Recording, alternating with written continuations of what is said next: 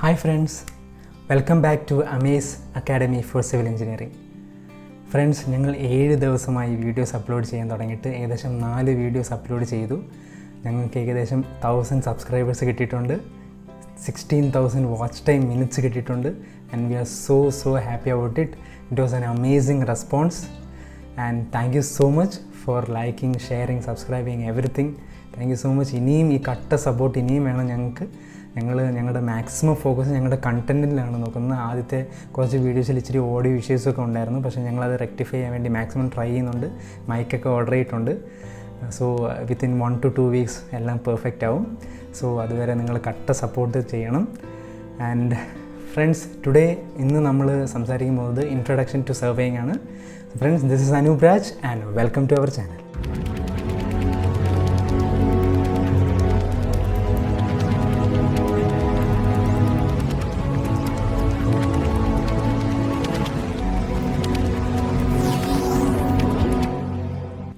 Guys, നിങ്ങളിൽ പലർക്കും കുറേ കൺസെപ്റ്റ്സൊക്കെ ഓൾറെഡി അറിയാവുന്നവരാണ്. അപ്പം നിങ്ങൾ ജസ്റ്റ് ക്വസ്റ്റ്യൻസ് കാണാൻ വേണ്ടി ആയിരിക്കും വന്നത്.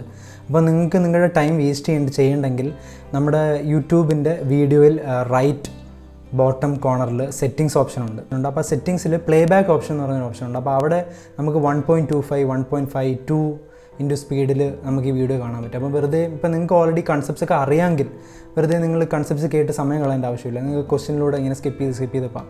അപ്പോൾ ഇതൊന്നും പറഞ്ഞു, കാരണം കുറേ പേർക്ക് അങ്ങനൊരു പ്രശ്നമുണ്ട്. അപ്പോൾ അവർക്ക് ഓൾറെഡി കൺസെപ്റ്റ്സ് അറിയാമെങ്കിൽ പിന്നെ ഇങ്ങനെ ഫുൾ ഒരു 20-25 മിനിറ്റ്സ് കണ്ടുകൊണ്ടിരിക്കേണ്ട ആവശ്യമില്ല. അപ്പം അതൊന്ന് നോട്ട് ചെയ്യാം. ഫ്രണ്ട്സ്, ഞാൻ എൻ്റെ ഫസ്റ്റ് ക്ലാസ്സിൽ തന്നെ പറഞ്ഞായിരുന്നു, നമ്മളൊരു കോമ്പറ്റിറ്റീവ് എക്സാമിന് ഫേസ് ചെയ്യുമ്പോൾ എപ്പോഴും നമ്മൾ ഇമ്പോർട്ടൻറ്റ് ടോപ്പിക്സ് വേണം ആദ്യം പഠിച്ചു തുടങ്ങാൻ. ഏറ്റവും കൂടുതൽ ക്വസ്റ്റ്യൻസ് ചോദിക്കാൻ ചാൻസ് ഉള്ള ടോപ്പിക്സ് നമ്മൾ ടാർഗറ്റ് ചെയ്ത് അതാദ്യം ഫിനിഷ് ചെയ്തിട്ട് വേണം അടുത്ത ടോപ്പിക്സിലോട്ട് പോകാൻ. അപ്പോൾ സർവേയിങ് ഞങ്ങൾ സിമിലർലി ക്ലാസിഫൈ ചെയ്തിട്ടുണ്ട് according to the importance of the topics. So very important topics സർവേയിൽ വരുന്നത് for overseer exams, basics of surveying ഇന്ന് നമ്മൾ എടുക്കാൻ പോകുന്നത്. പിന്നെ levelling, compass surveying, chaining and theodolite. ഇപ്പോൾ ഇതാണ് ഏറ്റവും കൂടുതൽ ചോദ്യങ്ങൾ ചോദിച്ച ടോപ്പിക്സ്. അതേസമയം ഫെയർലി ഇമ്പോർട്ടൻ്റ് ആണ് പ്ലെയിൻ ടേബിൾ സർവേയിങ്ങും contour surveying. And less important ആണ് photogrammetry, EDM, tacheometry, traversing and curves. So less important എല്ലാം ക്ലബ് ചെയ്തിട്ട് നമ്മളൊരു വീഡിയോ ചെയ്യുന്നതായിരിക്കും. ഓക്കെ, സോ നമ്മൾ നേരത്തെ പറഞ്ഞു, ഓവർസിയറിൻ്റെ ഒരു ക്രാഷ് കോഴ്സ് പോലെയാണ് നമ്മൾ ഉദ്ദേശിക്കുന്നത്. അതുകൊണ്ടാണ് ഞങ്ങൾ ഈ ക്വസ്റ്റ്യനെയർ രീതി ഫോളോ ചെയ്യുന്നത്. കാരണം നമുക്കിപ്പോൾ ഒരു 30 ഡേയ്സ് കൊണ്ട് ഫുൾ സിവിൽ എഞ്ചിനീയറിംഗ് പഠിപ്പിച്ച് തീർക്കാൻ പറ്റത്തില്ല. അപ്പം ഞങ്ങൾ ഏറ്റവും കൂടുതൽ ഇമ്പോർട്ടൻറ്റ് ടോപ്പിക്സ് എടുത്തിട്ട് അതിൽ നിന്ന് ഹാൻഡ് പിക്ക് ചെയ്ത് ഏറ്റവും കൂടുതൽ ചോദിച്ചിട്ടുള്ള ക്വസ്റ്റ്യൻസ് ഡിസ്കസ് ചെയ്ത് അതിലൂടെ കൺസെപ്റ്റ് ഡിസ്കസ് ചെയ്യാനാണ് ഞങ്ങൾ പ്ലാൻ ചെയ്തിരിക്കുന്നത്. ഏകദേശം ഒരു മാസത്തോളം ഇത് പോവും. അപ്പം ഈ വീഡിയോസ് കണ്ടാൽ തന്നെ നിങ്ങൾക്ക് ഒരുപാട് ഐഡിയാസ് കിട്ടും, ഒരുപാട് ബേസ് നോളജ് കിട്ടും, മേ ബി ഒരുപാട് ക്വസ്റ്റ്യൻസും അറ്റൻഡ് ചെയ്യാൻ പറ്റും. അപ്പോൾ നമുക്ക് ഈ വീഡിയോയിലെ ആദ്യത്തെ ക്വസ്റ്റ്യനിലോട്ട് പോകാം. So in surveying the measurements are taken in the dash plane, vertical, horizontal, inclined, all the above. അപ്പം ഓപ്ഷനോട് ആൻസറിലോട്ട് പോകുന്നതിന് മുമ്പ് നമുക്ക് ഇതിൻ്റെ കൺസെപ്റ്റിലോട്ട് പോകാം. കൺസെപ്റ്റ് മുഖ്യം ബിഗിലേ. ഓക്കെ, അപ്പോൾ ഇതിൻ്റെ കൺസെപ്റ്റ് എന്താണെന്ന് വെച്ചാൽ, there are 2 types of surveying and levelling. Surveying എന്താണെന്ന് വെച്ചാൽ നമ്മൾ ഹൊറിസോണ്ടൽ മെഷർമെൻറ്റ്സ് എടുത്തിട്ട് ഒബ്ജക്ട്സിൻ്റെ റിലേറ്റീവ് പൊസിഷൻ ഡിറ്റർമൈൻ ചെയ്യുന്നു. പക്ഷേ levelling is a part of surveying. പക്ഷേ ലെവലിങ്ങിൽ എന്താ ചെയ്യുന്നത് വെച്ചാൽ റിലേറ്റീവ് എലിവേഷനാണ് എടുക്കുന്നത്. So that measurements are taken in the vertical plane. So ഇതാണ് മെയിൻ ഡിഫറൻസ്. സർവേയിങ് ലെവലിങ്ങിൻ്റെ മെയിൻ ഡിഫറൻസ് ഇതാണ്. Surveying is controlled or restricted to the horizontal measurements. So it may be linear or angular. So it is in the horizontal plane. Whereas in leveling, the measurements are taken in the vertical direction, the elevation, and so it is in the vertical plane. So നമുക്ക് ഇതിൻ്റെ answer ഇതിൽ നിന്ന് തന്നെ കിട്ടും. Okay, so first question answer, it will be option B, horizontal. Okay, so next question. The curvature of Earth is considered in dash surveying. എർത്തിൻ്റെ curvature consider ചെയ്തിട്ടുള്ള surveying type of surveying ഏതാണെന്നാണ് ചോദ്യം. Plane, geodetic, aerial, hydrographic. Okay, നമുക്ക് ഇതിൻ്റെയും കൺസെപ്റ്റിലോട്ട് പോകാം. നിങ്ങൾക്ക് എല്ലാവർക്കും plum bob എന്താണെന്ന് അറിയാമല്ലോ. It is a weight attached to a string which gives the vertical datum. So നമ്മൾ 2 കേസ് കൺസിഡർ ചെയ്യാം. ഒന്ന്, 2 objects near to each other and 2 objects very far from each other. ഇനി ആ രണ്ട് കേസിലും നമുക്ക് പ്ലം ലൈൻ ഡയറക്ഷൻ എങ്ങനെയാണെന്ന് നോക്കാം. Case 1 when the objects are very near to each other, the plumb lines will be parallel to each other. അവരൊരിക്കലും എർത്തിൻ്റെ സെൻറ്ററിൽ intersect ചെയ്തില്ല, അവർ പാരലായിട്ട് താഴോട്ട് പോകും. നിങ്ങൾക്ക് ആ ഫിഗറിൽ കാണാൻ പറ്റും. അതേസമയം സെക്കൻഡ് കേസിൽ നോക്കിയാലോ, when they are very far from each other, അവരുടെ plum line will intersect the center of the curve. അപ്പം നോർമലി സെക്കൻഡ് കേസിൽ നമുക്ക് എർത്തിൻ്റെ സെൻറ്റർ ഓഫ് കർവേച്ചർ കൺസിഡർ ചെയ്തേ പറ്റത്തുള്ളൂ. ഇങ്ങനത്തെ ടൈപ്പ് ഓഫ് സർവേയിങ്ങിനാണ് ജിയോഡക്റ്റിക് സർവേയിങ് എന്ന് പറയുന്നത്. അപ്പം പ്ലെയിൻ സർവേയിങ്ങിൽ നമ്മൾ ഇത് കൺസിഡർ ചെയ്യത്തില്ല, അതായത് സെൻറ്റർ ഓഫ് കർവേച്ചർ കൺസിഡർ ചെയ്യത്തില്ല. അവിടെ ഒരു പോയിൻ്റ് കൂടെ നോട്ട് ചെയ്യേണ്ടതെന്ന് വെച്ചാൽ പ്ലം ലൈൻ പാരലൽ ആയിരിക്കും. അതേസമയം ജിയോഡക്റ്റിക് സർവേയിൽ സെൻറ്റർ ഓഫ് കർവേച്ചർ കൺസിഡർ ചെയ്യും and the plum lines will intersect at the centre of the earth. And ഒരു കാര്യം കൂടെ നോട്ട് ചെയ്യണം, when the area is greater than 258 km², അപ്പോഴാണ് നമ്മൾ ജിയോഡക്റ്റിക് സർവേ ഫോളോ ചെയ്യുന്നത്. ഇനിയും എപ്പോഴൊക്കെയാണ് നമ്മൾ ഈ ടൈപ്പ് ഓഫ് സർവേയിങ്സ് യൂസ് ചെയ്യുന്നത്? പ്ലെയിൻ സർവേ മെയിൻലി നമ്മൾ ബിൽഡിങ്ങിൻ്റെ പ്ലാനൊക്കെ വരയ്ക്കാനും നമ്മൾ സ്മോൾ വർക്ക്സ് ഒക്കെ ചെയ്യാനാണ് പ്ലെയിൻ സർവേ യൂസ് ചെയ്യുന്നത്. പക്ഷേ ജിയോഡക്റ്റിക് സർവേ നമ്മളൊരു സംസ്ഥാനത്തിൻ്റെയോ ഒരു രാജ്യത്തിൻ്റെയോ അല്ലെങ്കിൽ കുറേ രാജ്യങ്ങളുടെ ബൗണ്ടറീസൊക്കെ ഫിക്സ് ചെയ്യാൻ, അപ്പോൾ വലിയ വലിയ സർവേസിനൊക്കെയാണ് നമ്മൾ ജിയോഡക്റ്റിക് സർവേ കണ്ടക്ട് ചെയ്യുന്നത്. ഓക്കെ, സോ അപ്പോൾ ആ ക്വസ്റ്റ്യൻ്റെ ആൻസർ നമുക്കറിയാമല്ലോ. കർവേച്ചർ ഓഫ് എർത്ത് കൺസിഡർ ചെയ്യുന്ന survey geodetic survey, option B. Okay, so third ക്വസ്റ്റ്യനോട്ട് പോവാം. The main principle of surveying. ഈ ക്വസ്റ്റ്യൻ PSC ചോദിച്ച് മടുത്തതാണ്, അതുകൊണ്ട് എന്തായാലും നമുക്ക് പഠിച്ചേ പറ്റത്തുള്ളൂ. അപ്പോൾ ഇതിൻ്റെ കറക്റ്റ് കൺസെപ്റ്റിലോട്ട് പോകാം. 2 പ്രിൻസിപ്പിൾസ് ഉണ്ട് സർവേയിന്. ഒന്നാമത്തത്, to locate a new point at least 2 independent measurements are needed. പക്ഷേ ആ 2 ഇൻഡിപെൻഡൻറ്റ് മെഷർമെൻറ്റ്സും നോൺ ആയിരിക്കണം. ഫോർ എക്സാമ്പിൾ, ഇപ്പം നമുക്ക് 2 പോയിൻ്റ് ഉണ്ട്, എയും ബിയും. പോയിൻറ്റ് സി കണ്ടുപിടിക്കണം. നമുക്കൊന്നെങ്കിൽ 2 ലീനിയർ മെഷർമെൻറ്റ്സ് അറിയണം, അല്ലെങ്കിൽ 2 ആംഗിൾസ് അറിയണം, അല്ലെങ്കിൽ ഒരു ലീനിയർ മെഷർമെൻറ്റും ഒരു ആംഗുലർ മെഷർമെൻറ്റും അറിയണം. എന്നാലേ നമുക്ക് ആ പോയിൻറ്റ് സി മാർക്ക് ചെയ്യാൻ പറ്റത്തുള്ളൂ. ഇതാണ് ഫസ്റ്റ് പ്രിൻസിപ്പിൾ. ഇനി സെക്കൻഡ് പ്രിൻസിപ്പിളാണ് ഏറ്റവും ചോദിച്ചിട്ടുള്ള question, to work from whole to part. എന്തുകൊണ്ടാണ് to work from whole to part, എന്തുകൊണ്ടാണ് തിരിച്ചായിക്കൂടെ? When we work from part to whole, തിരിച്ച് പറയാം. എന്താ പ്രശ്നം വെച്ചാൽ, നമ്മൾ ചെറുതിൽ നിന്ന് തുടങ്ങിയിട്ട് വലുതിലോട്ട് പോകുമ്പോൾ ചെറുതിൽ എന്തെങ്കിലും ഒരു എറർ ഉണ്ടെങ്കിൽ അത് അക്യുമുലേറ്റ് ചെയ്ത് അതൊരു വലിയ എററാണ്. സോ അത് അവോയ്ഡ് ചെയ്യാൻ വേണ്ടി നമ്മൾ ഫസ്റ്റ് ഓഫ് ഓൾ ഒരു കൺട്രോൾ പോയിൻറ്റ്സ് അങ്ങ് ഫിക്സ് ചെയ്യും ചുറ്റും. ഏറ്റവും ഇപ്പോൾ സൈറ്റ് ആണെങ്കിൽ ഏറ്റവും കൺട്രോൾ പോയിൻറ്റ്സ് ഫിക്സ് ചെയ്തിട്ട് പിന്നെ അകത്തോട്ടാണ് നമ്മൾ വർക്ക് ചെയ്യുന്നത്. അതുകൊണ്ടാണ് പ്രിൻസിപ്പിളിനെ ഹോൾ ടു പാർട്ട് എന്ന് പറയുന്നത്. സോ ഇതാണ് 2 ടൈപ്സ് ഓഫ് പ്രിൻസിപ്പിൾ. ഇത് വളരെ ഇമ്പോർട്ടൻ്റ് ആണ്, ഇത് പഠിച്ചു വെച്ചേക്കണം. സോ തേർഡ് ക്വസ്റ്റ്യൻ്റെ ആൻസർ സി ആണ്, ഹോൾ ടു പാർട്ട്. ഓക്കെ, നമുക്ക് ഫോർത്ത് ക്വസ്റ്റ്യനിലോട്ട് പോകാം. The survey which is done to fix the boundary lines. Okay, so 4 options കൊടുത്തിട്ടുണ്ട്. അപ്പോൾ ഇതിൻ്റെ കൺസെപ്റ്റ് എന്താണെന്ന് വെച്ചാൽ ക്ലാസിഫിക്കേഷൻ ഓഫ് സർവേസ് ആണ്. അപ്പം ഫസ്റ്റ് ക്ലാസിഫിക്കേഷൻ 5 ടൈപ്പ് ഓഫ് ഉണ്ട്. Topographical survey, city survey, cadastral survey, astronomical survey and hydrographic survey. Topographical survey എന്ന് പറയുന്നത് നമ്മൾ ഒരു സൈറ്റിൻ്റെ ടെറൈൻ കൺസിഡർ ചെയ്യാൻ, ഇപ്പോൾ മൗണ്ടൻസ്, ലേക്സ് അങ്ങനത്തെയൊക്കെ ടെറൈൻ ഉള്ളപ്പോൾ അവിടെ പോയി സർവേ ചെയ്യുന്നതാണ് ടോപ്പോഗ്രാഫിക് സർവേ. അതിൻ്റെ ഒരു എക്സാമ്പിൾ, ഇപ്പോൾ നമുക്കൊരു എയർപോർട്ട് പണിയും. അപ്പോൾ എയർപോർട്ടിൻ്റെ റിക്വയർമെൻറ്റ് വെച്ചാൽ റൺവേ പ്ലെയിൻ ആയിരിക്കണം, runway strip should be plane and the area. അപ്പോൾ അവിടുത്തെ മോർ കൺസേൺ അവിടുത്തെ ടോപ്പോഗ്രഫി എങ്ങനെ ആയിരിക്കും. അപ്പോൾ അങ്ങനത്തെയൊക്കെ സർവേയിലാണ് നമ്മൾ first of all topography survey ആയിരിക്കും ചെയ്യുന്നത്. അതേസമയം സിറ്റി സർവേ എന്താണ്? ഒരു സിറ്റിയുടെ ഫീച്ചേഴ്സ് സ്റ്റഡി ചെയ്യുന്ന സർവേയാണ് സിറ്റി സർവേ. ഫോർ എക്സാമ്പിൾ, നമുക്ക് ഒരു സിറ്റിയിൽ എത്ര ഇൻ്റർസെക്ഷൻസ് ഉണ്ട്, എത്ര സിഗ്നൽസ് ഉണ്ട്, എത്ര പാർക്കിംഗ് ലോട്ട്സ് ഉണ്ട്, ഇതെല്ലാം കാണിച്ചു തരുന്ന ഒരു സർവേ ആയിരിക്കും സിറ്റി സർവേ. അതേസമയം കഡാസ്ട്രിയൽ സർവേ ഒരു സൈറ്റിൻ്റെയോ ഒരു ലാൻഡിൻ്റെയോ ബൗണ്ടറീസ് സെറ്റ് ചെയ്യാനാണ് നമ്മൾ കഡാസ്ട്രിയൽ സർവേ യൂസ് ചെയ്യുന്നത്. ആൾക്കാർ എപ്പോഴും സിറ്റി സർവേയും കഡാസ്ട്രിയൽ സർവേയും കമ്പയർ ചെയ്ത് തെറ്റിക്കും. പക്ഷേ അതിൻ്റെ ഒരു ആവശ്യമില്ല. സിറ്റി സർവേ എന്ന് വെച്ചാൽ സിറ്റിയുടെ ഒരു സിറ്റിയുടെ ഫീച്ചേഴ്സിനെ കാണിക്കുന്ന സർവേയാണ് സിറ്റി സർവേ. അതേസമയം കഡാസ്ട്രൽ സർവേ ബൗണ്ടറീസ് സെറ്റ് ചെയ്യാനാണ് കഡാസ്ട്രൽ സർവേ ഉപയോഗിക്കുന്നത്. Now astronomical survey, as A name suggest, it is A study of heavenly bodies or celestial bodies. ഇപ്പം ഫോർ എക്സാമ്പിൾ, നമ്മുടെ എർത്തിൽ നിന്ന് ഒരു സ്റ്റാറിന് എത്ര ഡിസ്റ്റൻസ് ഉണ്ട്. അപ്പോൾ ഒരു ഹെവൻലി ബോഡീസിൻ്റെ അങ്ങനത്തെ ആസ്ട്രോണോമിക് റിലേറ്റഡ് സ്റ്റഡീസിനെയാണ് ആസ്ട്രോണോമിക്കൽ സർവേ എന്ന് പറയുന്നത്. ഇനി ഹൈഡ്രോഗ്രാഫിക്കൽ സർവേ എന്ന് പറയുമ്പോഴത്തേനും മീൻ സീ ലെവൽ കണ്ടുപിടിക്കുക, അതുപോലെ depth of water from the bottom, bed bottom. അപ്പോൾ ഇങ്ങനത്തെയൊക്കെ മറൈൻ റിലേറ്റഡ് സർവീസിനാണ് നമ്മൾ ഹൈഡ്രോഗ്രാഫിക് ഓർ മറൈൻ സർവീസ് എന്ന് പറയുന്നത്. ഇനിയും ഫർദർ ക്ലാസിഫിക്കേഷൻ ഉണ്ട് ഓൺ ദ ഒബ്ജക്റ്റീവ് സർവേ. എന്തിനാണ് നമ്മൾ സർവേ ചെയ്യുന്നത്, അതിൻ്റെ മെയിൻ ഒബ്ജക്റ്റീവ് എന്താണ്. അതിനൊരു എക്സാമ്പിളാണ് മിലിറ്ററി സർവേ. ഒരു യുദ്ധം വരുമ്പോൾ ചിലപ്പം മിലിറ്ററി ഒരു സ്ട്രാറ്റജിക്കൽ പോയിൻറ്റ്സ് കാണും ചില ബോർഡേഴ്സിൽ. May be enemies hide out ചെയ്യുന്ന സ്ഥലം, അല്ലെങ്കിൽ എനിമീസ് എവിടെ കൂടെ ആയിരിക്കും അറ്റാക്ക് ചെയ്യുന്നത്. അപ്പോൾ ഇങ്ങനെയൊക്കെ ഒരു വളരെ സ്ട്രാറ്റജിക് ഇമ്പോർട്ടൻസ് ഉള്ള സ്ഥലങ്ങൾ സർവേ ചെയ്യാനാണ് നമ്മൾ മിലിറ്ററി സർവേ ഉപയോഗിക്കുന്നത്. അത് കഴിഞ്ഞിട്ട് വരുന്നതാണ് mine survey.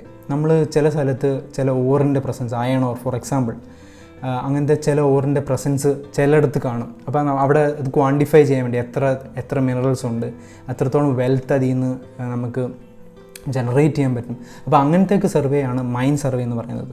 Next is archaeological survey. നമ്മുടെ ഹ്യൂമൻ പാസ്റ്റ് അല്ലെങ്കിൽ പാസ്റ്റ് കൾച്ചറൊക്കെ സ്റ്റഡി ചെയ്യാൻ വേണ്ടി റെലിക്സ്, പഴയ അവശേഷിപ്പുകൾ എന്നൊക്കെ പറയും, അതൊക്കെ സ്റ്റഡി ചെയ്യുന്നതാണ് ആർക്കിയോളജിക്കൽ സർവേ എന്ന് പറയുന്നത്. പിന്നെ ജിയോളജിക്കൽ സർവേ, ഭൂമിയുടെ സർഫസിന് താഴെയുള്ള എല്ലാ ഡിഫറെൻറ്റ് ലെയേഴ്സ് ഉണ്ട്. അപ്പോൾ ആ സ്ട്രാറ്റ സ്റ്റഡി ചെയ്യുന്ന സർവേയാണ് ജിയോളജിക്കൽ സർവേ. പിന്നെയാണ് എഞ്ചിനീയറിംഗ് സർവേ. നമ്മൾ സിവിൽ എഞ്ചിനീയേഴ്സ് എപ്പോഴും ചെയ്യുന്നത് construction, road construction, civil building construction എല്ലാത്തിനും ചെയ്യുന്ന ഒരു കോമൺ നെയിമാണ് എഞ്ചിനീയറിംഗ് സർവേ. ആൻഡ് ഇനി എഞ്ചിനീയറിംഗ് സർവേ തന്നെ മെയിൻലി 3 ടൈപ്സ് ഓഫ് സർവേ ഉണ്ട്. ഇത് വളരെ ഇമ്പോർട്ടൻ്റ് ആണ്. മിക്ക ക്വസ്റ്റ്യൻസ് മീൻസ് എക്സാംസിനും ഇത് മാറിയും തിരിഞ്ഞൊക്കെ ചോദിച്ചിട്ടുണ്ട്. അതുകൊണ്ട് ഇത് വളരെ സ്പെഷ്യൽ ഒരു മെൻഷനായിട്ട് ഞാൻ പറയുകയാണ്. First recognition survey. നമ്മൾ ഫസ്റ്റ് ഫീൽഡിൽ പോയി ചെയ്യുന്ന സർവേനാണ് റെക്കഗ്നൈസേഷൻ സർവേ എന്ന് പറയുന്നത്. ഫസ്റ്റ് നമ്മൾ ഫീൽഡിൽ പോയി ചെയ്യുന്ന ഒരു വളരെ ആദ്യമായിട്ട് നമുക്ക് ഈവൻ ഇൻസ്ട്രുമെൻറ്റ്സ് പോലും വളരെ മൈനർ ഇൻസ്ട്രുമെൻറ്റ്സൊക്കെ കാണത്തുള്ളൂ. അപ്പോൾ അതിനാണ് റെക്കഗ്നൈസേഷൻ സർവേ. അപ്പോഴാണ് നമ്മൾ സൈറ്റ് കണ്ടീഷൻസ് അറിയുന്നത്, ഓക്കെ ഇങ്ങനെയൊക്കെയാണ് കാര്യങ്ങൾ സൈറ്റിൽ. അതാണ് റെക്കഗ്നൈസേഷൻ സർവേ. അത് കഴിഞ്ഞിട്ട് വരുന്നതാണ് പ്രിലിമിനറി സർവേ. ഈ പ്രിലിമിനറി സർവേയിലാണ് അത്യാവശ്യം ഡാറ്റ ഒക്കെ കളക്ട് ചെയ്തിട്ട് നമുക്കൊരു പ്ലാനോ മാപ്പോ പ്രിപ്പയർ ചെയ്യാൻ, അല്ലെങ്കിൽ ഒരു ഡീറ്റെയിൽഡ് എസ്റ്റിമേറ്റ് ചെയ്യാൻ വേണ്ടി ചെയ്യുന്ന ഒരു സർവേയാണ് പ്രിലിമിനറി സർവേ. അത് കഴിഞ്ഞിട്ട് ഡീറ്റെയിൽഡ് ലൊക്കേഷൻ സർവേ ചെയ്യും. ഇവിടാണ് നമ്മൾ ശരിക്കും വർക്ക് ക്യാരി ഓൺ ചെയ്യുമ്പോൾ അതിൻ്റെ കൂടെ തന്നെ സൈമിൾട്ടേനിയസ്ലി ചെയ്യുന്ന സർവേനെയാണ് ഡീറ്റെയിൽഡ് ലൊക്കേഷൻ സർവേ എന്ന് പറയുന്നത്. അപ്പോൾ ഇതെല്ലാം വളരെ ഇമ്പോർട്ടൻ്റ് ആണ്. കേൾക്കുമ്പോൾ വളരെ ഈസി ആയിട്ട് തോന്നും, പക്ഷേ ഇതെല്ലാം ചോദിച്ചിട്ടുള്ള ക്വസ്റ്റ്യൻസ് ആണ്. Each and every line important ആണ്, പഠിക്കാൻ എളുപ്പമാണ്. So don't miss these concepts. Okay, അപ്പം നാലാമത്തെ ക്വസ്റ്റ്യൻ്റെ ആൻസർ എന്തായിരിക്കും? The survey which is done to fix the boundary lines ഞാൻ പറഞ്ഞു. അപ്പോൾ അതിൻ്റെ answer option A, cadastral survey. Okay, ഇനി അടുത്ത question 10 inch centimetre. SI unit conversions first ചാപ്റ്ററിൽ ഏറ്റവും ഇമ്പോർട്ടൻ്റ് ആണ്, ബൈ ഹാർട്ട് പഠിക്കേണ്ടതാണ്, വേറെ ഒരു മാർഗ്ഗവുമില്ല. ഇതാണ്ടേ അടുത്ത ടേബിളിൽ ഞാൻ അത് കാണിച്ചിട്ടുണ്ട്.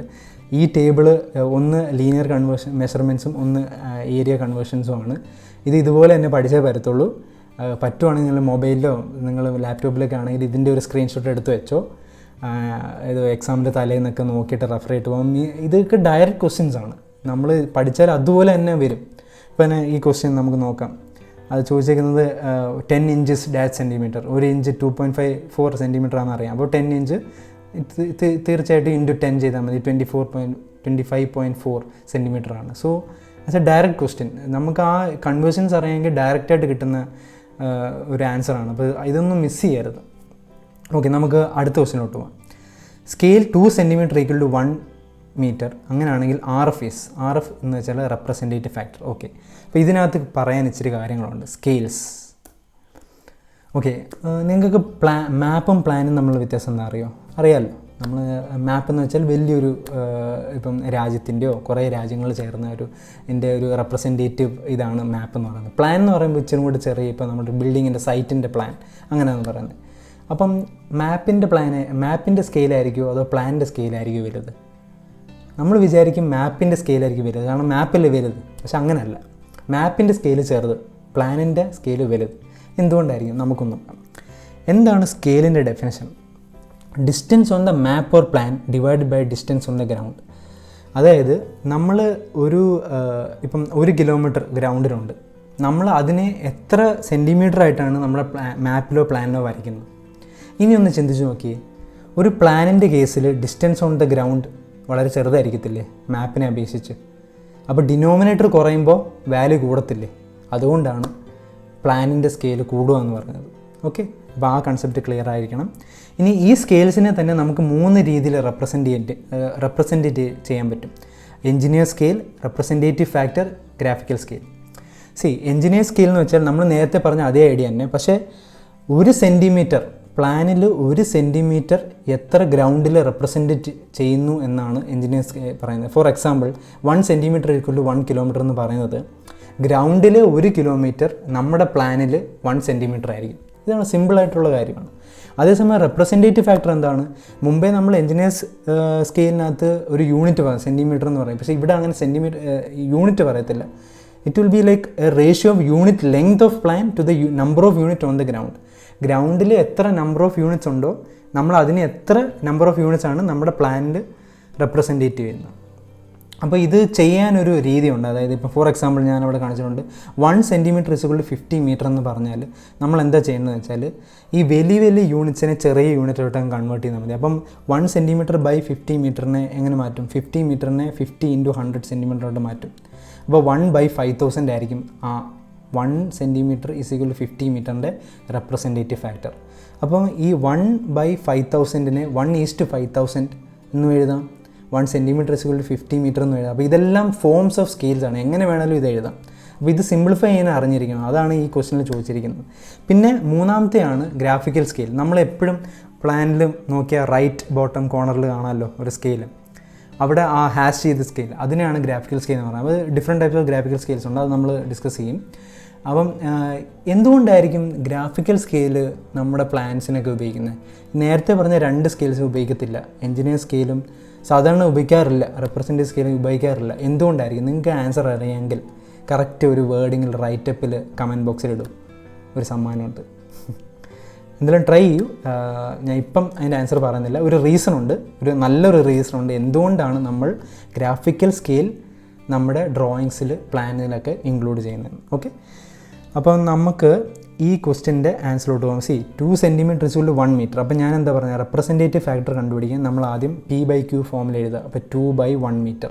എന്നിട്ട് വലിയ യൂണിറ്റിനെ ചെറിയ യൂണിറ്റിലോട്ട് കൺവേർട്ട് ചെയ്യുക. അപ്പോൾ ഇവിടെ വലിയ യൂണിറ്റ് മീറ്ററാണ്. അപ്പോൾ 1 മീറ്റർ 100 സെൻറ്റിമീറ്റർ. ഓക്കെ, അപ്പോൾ 2/100 = 1/50. അപ്പോൾ 1/50നെ 1:50 എന്ന് എഴുതാം. അതുകൊണ്ട് ഓപ്ഷൻ C ആണ് correct answer. Okay, so next question. The usual method adopted for representative scale on map is. ഇത് ഞാൻ ഇപ്പം പറഞ്ഞേ ഉള്ളൂ, നമ്മൾ യൂഷ്വലി ഏത് സ്കെയിലാണ് നമ്മൾ മാപ്പിനെ റെപ്രസെൻറ്റേറ്റ് ചെയ്യാൻ ഉപയോഗിക്കുന്നതെന്ന്. Diagonal scale, representative fraction, plain scale, graphical scale. So answer is option D, graphical scale. Okay, so next question. The scale on which 3 dimensions can be measured is called. Okay, so options കിടക്കുന്നതിന് മുമ്പ് ഞാൻ concept പറയാം. there are 5 different types of scale. ഒരെണ്ണം കൂടെ ഉണ്ട്, extended scale, ഞാൻ പിന്നെ പറയാം. പിന്നെ first one plain scale. Plain scale എന്ന് വെച്ചാൽ നമ്മൾ മെയിൻലി നമ്മൾ നോർമലി യൂസ് ചെയ്യുന്ന scales 2 units, for example centimetre, metre, അതുപോലത്തെ 2 യൂണിറ്റ്സ് കൺസിക്യൂട്ടീവ് മീറ്റേഴ്സ് ആയിരിക്കണമെന്നേ ഉള്ളൂ. സെൻറ്റിമീറ്റർ ആകുമ്പോൾ മില്ലിമീറ്റർ വരും. അതേസമയം ഡയഗണൽ സ്കെയിൽ എന്ന് പറയുമ്പോൾ കൺസിക്യൂട്ടീവ് 3 യൂണിറ്റ്സ് വരും. For example metre, decimetre, centimetre, അങ്ങനെ കൺസിക്യൂട്ടീവ് ആയിട്ടുള്ള 3 യൂണിറ്റ്സ് വരുമ്പോഴാണ് നമ്മൾ ഡയഗണൽ സ്കെയിൽ എന്ന് പറയുന്നത്. അത് എന്തുകൊണ്ടാണ് ഡയഗണൽ സ്കെയിൽ എന്ന് പറയുന്നത്? ഒരു റെക്റ്റാങ്കിൾ ഡയഗണലിൽ സ്പ്ലിറ്റ് ചെയ്തിട്ടാണ് ഈ സ്കെയിൽ ഉണ്ടാക്കുന്നത്. അതുകൊണ്ടാണ് ഇതിനെ ഡയഗണൽ സ്കെയിൽ എന്ന് പറയുന്നത്. ഇനി അടുത്ത് വെർനിയർ സ്കെയിൽ. അത് അടുത്ത സ്ലൈഡിൽ ഞാൻ ഡീറ്റെയിൽ ആയിട്ട് എക്സ്പ്ലെയിൻ ചെയ്യുന്നുണ്ട്. അതൊരു ആക്യുറസി കൂട്ടാൻ വേണ്ടിയാണ് ഈ വെർനിയർ സ്കെയിൽ ഉപയോഗിക്കുന്നത്. പിന്നെ സ്കെയിൽ ഓഫ് കോഡ്സ് ഉപയോഗിക്കുന്നത് ആംഗിൾ മെഷർമെൻറ്റിനുമാണ്. പിന്നെ comparative scale same representative factor ആയിരിക്കും, പക്ഷേ ഡിഫറെൻറ്റ് വാല്യൂസ് ആയിരിക്കും മെഷർ ചെയ്യുന്നത്. ഒരിക്കലും നിങ്ങൾ കമ്പാരിറ്റീവ് സ്കെയിലും ഡയഗണൽ സ്കെയിലും കൂടെ കൺഫ്യൂസ് ചെയ്യരുത്. ഡയഗണൽ സ്കെയിലിൽ റെപ്രസെൻറ്റേറ്റീവ് ഫാക്ടർ സെയിം ആവണമെന്നില്ല, പക്ഷേ കമ്പാരിറ്റീവ് സ്കെയിലിൽ അത് എടുത്തു പറയുന്നുണ്ട്. There will be a common representative factor even though they are reading different values. അപ്പോൾ ആ ഒരു കൺസെപ്റ്റ് മറക്കരുത്, അത് തമ്മിൽ തെറ്റിയും പോകരുത്. ഓക്കെ, ഇനി നമ്മൾ പറഞ്ഞില്ല ആ വെർനിയർ സ്കെയിൽ നമുക്കൊന്നും കൂടി ഡിസ്കസ് ചെയ്യാം. വെർനിയർ സ്കെയിൽ ഇച്ചും കൂടെ ആക്യുറസി കൂട്ടാനാണ് യൂസ് ചെയ്യുന്നത്. നമ്മൾ മെയിൻ സ്കെയിൽ ഡിവിഷനെ ഒന്നും കൂടെ ഡിവൈഡ് ചെയ്യാനാണ് വെർനിയർ സ്കെയിൽ ഉപയോഗിക്കുന്നത്. അപ്പോൾ 2 സ്കെയിലുണ്ട്, ഒന്ന് മെയിൻ സ്കെയിലും ഉണ്ട്, വെർനിയർ സ്കെയിലും ഉണ്ട്. അപ്പം ഇതിനകത്ത് ഏറ്റവും കൂടുതൽ ചോദിക്കാൻ ചാൻസ് ഉള്ളത് ലീസ്റ്റ് കൗണ്ട് എന്ന് പറയുന്ന സംഭവം. Least count is S/N. S എന്താണ്?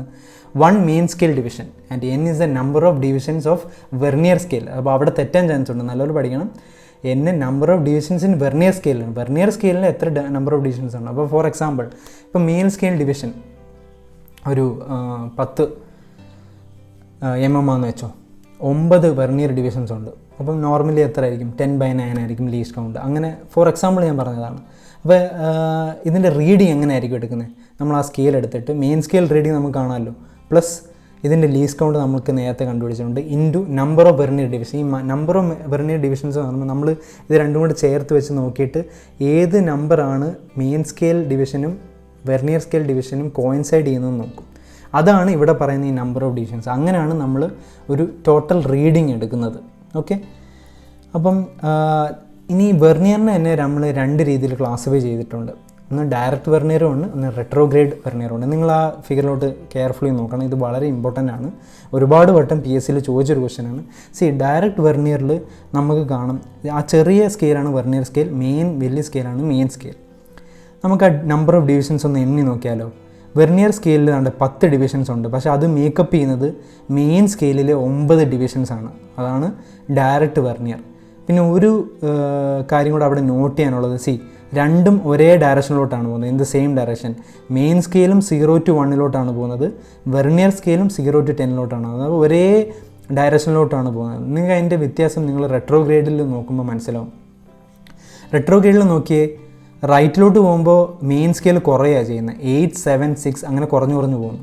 പക്ഷേ വെർനിയറോ റൈറ്റിലോട്ട് പോകുമ്പോൾ കൂടുക പോകുന്നത്, 0, 5, 10. അപ്പോൾ അതിനർത്ഥം റെട്രോഗ്രേഡ് വെർനിയറിന് മെയിൻ സ്കെയിലും വെർനിയർ സ്കെയിലും ഓപ്പോസിറ്റ് ഡയറക്ഷനിലാണ് ഗ്രാജുവേറ്റ് ചെയ്യുന്നത്. ആൻഡ് അവിടുത്തെ നമ്പർ ഓഫ് ഡിവിഷൻസും രസമാണ്. അതെ, വെർനിയർ സ്കെയിലിനകത്ത് 10 ഡിവിഷൻ വരുമ്പോഴത്തേനും മെയിൻ സ്കെയിലിന് 11 ഡിവിഷൻ വരും. അതാണ് N+1 എന്ന് പറയുന്നത്. അപ്പോൾ ഈ 2 കൺസെപ്റ്റ്സ്, അപ്പോൾ 2, 4 കൺസെപ്റ്റ്സ് നിങ്ങൾ പഠിച്ചു വെച്ചേ പറ്റത്തുള്ളൂ. ഇനി ഒരു കാര്യം കൂടെ അതിനകത്ത് നോട്ട് ചെയ്യാം. ഡയറക്റ്റ് വെർനിയറിനകത്ത് വെർനിയർ സ്കെയിലിൻ്റെ മെയിൻ ഡിവിഷനാണോ അതോ മെയിൻ സ്കെയിൽ ഡിവിഷനാണോ അതിൻ്റെ ലെങ്ത് കൂടുതലെന്ന് നോക്കണം. ഏറ്റവും സ്മോളസ്റ്റ് ഡിവിഷൻ ഏതിനാണ് കൂടുതലെന്ന് നോക്കി. ഡയറക്റ്റ് വെർനിയറിന് സ്മോളസ്റ്റ് ഡിവിഷൻ ഓഫ് വെർനിയർ കുറവായിരിക്കും. അതേസമയം റെട്രോഗ്രേഡിൽ smallest division of vernier scale will be larger than the smallest division of the main scale. അപ്പോൾ ഈ ഒരു 3 കൺസെപ്റ്റ്സ് മറക്കരുത്. ആ ഫിഗർ നോക്കി ഇപ്പോൾ നിങ്ങൾക്ക് മനസ്സിലായില്ലെങ്കിൽ ആ ഫിഗർ ഈ വീഡിയോ ഒന്ന് പോസ് ചെയ്ത് ആ എത്ര നമ്പർ എണ്ണി നോക്കി ഏതിനാണ് അളവ് കൂടുകയെന്ന് നോക്കിയാൽ മതി. ഓക്കെ, ഇത് വളരെ സിമ്പിളായിട്ടൊരു ടോപ്പിക്കാണ്. വെറുതെ കൺഫ്യൂസ്ഡ് ആവേണ്ട ആവശ്യമില്ല. നിങ്ങൾ ജസ്റ്റ് ഒന്ന് അത് നോക്കി അനലൈസ് ചെയ്താൽ മതി. ഓക്കെ, അപ്പം 8ാമത്തെ ക്വസ്റ്റ്യൻ്റെ ആൻസർ എന്തായിരിക്കും? The scale on which 3 dimensions can be measured. ഞാൻ പറഞ്ഞു ഏതായിരിക്കും? Option B, diagonal scale. Okay, ഇനി next question, the scale of chords is use to. നമ്മൾ നേരത്തെ പറഞ്ഞായിരുന്നു scale of chords angles measure ചെയ്യാനാണ്. അപ്പം അതിൻ്റെ answer option A, measuring angles. Okay, ഇനി next question, the last question is which instrument consist of a rotating wheel which registers the number of revolutions and displays the total length traveled. ഏത് ഇൻസ്ട്രുമെൻറ്റിനാണ് ഒരു rotating wheel ഉള്ളത്, അത് number of റെവല്യൂഷൻസിനെ not ചെയ്യും, എന്നിട്ട് total ലെങ്തിനെ displace ചെയ്യും. ഈ concept എന്ന് വെച്ചാൽ ഒരുപാട് ലീനിയർ ഡിസ്റ്റൻസ് മെഷർ ചെയ്യുന്ന എക്യുപ്മെൻറ്റ്സ് ഉണ്ട്. അപ്പോൾ അതിന് ബേസ് ചെയ്ത് ക്ലാസിഫിക്കേഷൻ ഉണ്ട്. അപ്പോൾ അതൊന്നും നമുക്ക് നോക്കാം ഏതൊക്കെ ഉണ്ടെന്ന്. ഓക്കെ, അപ്പോൾ ഫസ്റ്റ് വരുന്നത് എന്താ പറയുക, eye judgement, pacing, passometer, pedometer, perambulator, odometer, speedometer. എന്താ പറയുക, നമുക്കിതിനെ എന്തൊക്കെയാണെന്ന് നോക്കാം. ഐ ജഡ്ജ്മെൻറ്റ് എന്ന് പറയുമ്പോൾ റെക്കഗ്നൈസൻസ് നമ്മൾ നോക്കി പറയാം, ഓക്കെ ഇത് ഇത്രയും മീറ്ററാണ്, അല്ലെങ്കിൽ സെൻറ്റിമീറ്റർ, ഒരു ഫീറ്റ് ഇത്രയും അടിയാണെന്ന് പറയാം. അത് നമ്മൾ ജസ്റ്റ് ഐ ജഡ്ജ്മെൻറ്റ് കൊണ്ട് പറയുന്നത്. അത് ആക്യുറേറ്റ് ആവണമെന്നില്ല, ഒരു അപ്രോക്സിമേറ്റ് മെത്തേഡാണ്. ആദ്യത്തെ എല്ലാം അപ്രോക്സിമേറ്റ് മെത്തേഡ്സ് ആണ്. പിന്നെ വരുന്നതാണ് പേസിങ്. നമ്മൾ ഒരു ആവറേജ് ലെങ്ത് അങ്ങ് ഫിക്സ് ചെയ്യും. ഓക്കെ, ഞാൻ നടക്കുമ്പോൾ എൻ്റെ ഒരു പേസ് എന്ന് പറയുന്നത് 75 to 85 സെൻറ്റിമീറ്ററാണ് എൻ്റെ ഒരു പേസ്. അപ്പം ഞാൻ നടക്കുമ്പോൾ ഞാൻ എത്ര പേസ് എടുത്തെന്ന് ഞാൻ കാൽക്കുലേറ്റ് ചെയ്യും. അങ്ങനെ എനിക്ക് ഡിസ്റ്റൻസ് മെഷർ ചെയ്യാൻ പറ്റും. അതേസമയം പാസോമീറ്റർ എന്ന് പറയുമ്പോൾ നമ്മൾ എത്ര പേസസ് എടുത്തെന്ന് ആ ഇൻസ്ട്രുമെൻറ്റ് നമുക്ക് പറഞ്ഞു തരും. The number of paces will be recorded in passometer. ഇനി പീഡോമീറ്ററിലോട്ട് വരുമ്പോഴോ അത് പാസോമീറ്ററെ കാട്ടി ഇച്ചും കൂടി ഒരു ഇമ്പ്രൂവ്ഡ് വേർഷനാണ്. അത് നമ്പർ ഓഫ് പേസസും റെക്കോർഡ് ചെയ്യും, നമ്മൾ എത്ര ഡിസ്റ്റൻസ് ട്രാവൽ ചെയ്യുന്നു റെക്കോർഡ് ചെയ്യും. ഇനി പെരാമ്പുലേറ്റർ ആണ് ഈ പറയുന്ന വീലുള്ള സാധനം. വീലുണ്ടതിന് അത് എത്ര നമ്പർ ഓഫ് റെവല്യൂഷൻസ് മേക്ക് ചെയ്യുന്നത് കാൽക്കുലേറ്റ് ചെയ്യും. ആ കാൽക്കുലേറ്റ് ചെയ്ത് വെച്ച് എത്ര ഡിസ്റ്റൻസ് ട്രാവൽ ചെയ്യുന്നു അത് പറഞ്ഞു തരും. പിന്നെ ഓഡോമീറ്റർ, സ്പീഡോമീറ്റർ നമുക്കറിയാമല്ലോ, നേരിട്ട് ഡിസ്റ്റൻസ് മെഷർ ചെയ്യുന്ന ഇൻസ്ട്രുമെൻറ്റ്സ് ആണ്. സ്പീഡോമീറ്റർ സ്പീഡ് അളക്കും ആൻഡ് ഓഡോമീറ്റർ ഡിസ്റ്റൻസ് അളക്കും. ഓക്കെ, പിന്നെയാണ് ലീനിയർ മെഷർമെൻറ്റ്സിൽ ചെയിനും ടേപ്പും. നമ്മൾ നോർമലി യൂസ് ചെയ്യുന്ന ഏറ്റവും one of the most accurate methods ആണ് ചെയിനും ടേപ്പും. പിന്നെ ഒപ്റ്റിക്കൽ ഇൻസ്ട്രുമെൻറ്റ്സ് ലൈക്ക് ടാക്യോമീറ്റർ നമ്മൾ യൂസ് ചെയ്യും. പിന്നെ electrical instruments like EDM, electronic digital measurement and total station. അപ്പോൾ ഇത്രയൊക്കെയാണ് നമ്മൾ ലീനിയർ മെഷർമെൻറ്റ്സിന് യൂസ് ചെയ്യുന്ന ഇൻസ്ട്രുമെൻറ്റ്സ്. ഓക്കെ, സോ അപ്പം ലാസ്റ്റ് ക്വസ്റ്റ്യൻ്റെ ആൻസർ എന്തായിരിക്കും? നമ്മൾ നേരത്തെ പറഞ്ഞ പോലെ ഏതിനാണ് റൊട്ടേറ്റിംഗ് വീലുള്ളത്? Yes, perambulator. So option C is the right answer. Okay friends, അപ്പം ഞാൻ ഒരു എക്സസൈസ് നിങ്ങൾക്ക് തന്നിട്ടുണ്ട്. ആ ക്വസ്റ്റ്യൻ നോക്കൂ. If the smallest division of a vernier is longer than the smallest division of its primary scale or main scale, അങ്ങനത്തെ ഉള്ള വെർണിയറിനെ എന്താണ് വിളിക്കുന്നത്? Option A simple vernier, B double vernier, C direct vernier, D retrograde vernier. ഇത് നിങ്ങൾ comment ബോക്സിൽ ഇടണം. നമ്മൾ ഡിസ്കസ് ചെയ്താണ്, ഈ വീഡിയോ തന്നെ ഡിസ്കസ് ചെയ്താണ്. മനസ്സിലായില്ലെങ്കിൽ തിരിച്ചു പോയി അതിൻ്റെ കൺസെപ്റ്റ് മനസ്സിലാക്കൂ. ഓക്കെ ഫ്രണ്ട്സ്, അപ്പോൾ നമ്മൾ ഈ വീഡിയോയിൽ എന്തൊക്കെയാണ് ഒരു ആസ് എ സമ്മറി നമ്മൾ എന്തൊക്കെയാണ് ഡിസ്കസ് ചെയ്യാമെന്ന് നോക്കാം. ഫസ്റ്റ് നമ്മൾ പ്രിൻസിപ്പിൾസ് ഓഫ് സർവേയിങ് ഡിസ്കസ് ചെയ്തു. പിന്നെ പ്ലെയിൻ സർവേയിങ്ങും ജിയോഡറ്റിക് സർവേയും നമ്മൾ ഡിഫറൻസ് നമ്മൾ ഡിസ്കസ് ചെയ്തു. പിന്നെ യൂണിറ്റ് കൺവേർഷൻസ്, കാണാതെ പഠിക്കേണ്ട യൂണിറ്റ് കൺവേർഷൻസ് ഞാൻ പറഞ്ഞു. പിന്നെ നമ്മൾ സർവേയിങ്ങിനെ കുറേ ക്ലാസിഫൈ ചെയ്തു, അത് എന്തൊക്കെയാണെന്നും അതിൻ്റെ ഒബ്ജക്റ്റീവ്സ് എന്തൊക്കെയാണെന്നും പറഞ്ഞു. പിന്നെ RF, representative factor and scales, different types of സ്കെയിൽസിനെ നമ്മൾ പരിചയപ്പെട്ടു. പിന്നെ അവസാനം പറഞ്ഞ ലീനിയർ ഡിസ്റ്റൻസ് മെഷർമെൻറ്റ്സ്. അപ്പോൾ ഇത്രയും കാര്യങ്ങളാണ് ഈ വീഡിയോയിൽ നമ്മൾ ഡിസ്കസ് ചെയ്യുന്നത്. നമ്മൾ 10 ക്വസ്റ്റ്യൻസാണ് ഡിസ്കസ് ചെയ്തത്. ഞങ്ങളൊരു 15 ക്വസ്റ്റ്യൻ്റെ ഓൺലൈൻ എക്സാം ഞങ്ങളുടെ ടെലിഗ്രാം ഗ്രൂപ്പിൽ എപ്പോഴും ഓൾട്ടർനേറ്റീവ് ഡേയ്സിൽ കണ്ടക്ട് ചെയ്യുന്നുണ്ട്. അപ്പം ടെലിഗ്രാം ചാനലിലെ ലിങ്ക് ഞങ്ങൾ ഡിസ്ക്രിപ്ഷനിൽ കൊടുത്തിട്ടുണ്ട്. അപ്പോൾ അതിൽ ജോയിൻ ചെയ്യാം. നമ്മുടെ അടുത്ത ക്ലാസ് ഷെഡ്യൂൾ ഏതാണെന്ന് വെച്ചാൽ 28 ആണ് ഇന്ന്. നമ്മൾ മറ്റന്നാൾ 30th നമ്മൾ ബ്രിക്സ് സെക്കൻഡ് പാർട്ട് ആയിട്ട് വരുന്നതായിരിക്കും, കൃത്യം 5 മണിക്ക്. അപ്പം ബ്രിക്സ് ഫസ്റ്റ് പാർട്ട് കാണാത്തവർ അതിൻ്റെ ലിങ്കും ഡിസ്ക്രിപ്ഷനിൽ കൊടുത്തിട്ടുണ്ട്, അത് കാണുക. അപ്പോഴത്തേനും മറ്റന്നാൾ നമ്മൾ ബ്രിക്സ് സെക്കൻഡ് പാർട്ട് അപ്ലോഡ് ചെയ്യുന്നതായിരിക്കും. ഫ്രണ്ട്സ്, ഇതും പറഞ്ഞ പോലെ കട്ട സപ്പോർട്ട് തരിക. നിങ്ങൾക്ക് ഈ വീഡിയോ ഇഷ്ടമായെങ്കിൽ ലൈക്ക് ചെയ്യുക, ഷെയർ ചെയ്യുക, സബ്സ്ക്രൈബ് ചെയ്യുക. ഓക്കെ, അപ്പോൾ അടുത്ത വീഡിയോയിൽ കാണുന്നത് വരെ ഗുഡ് ബൈ.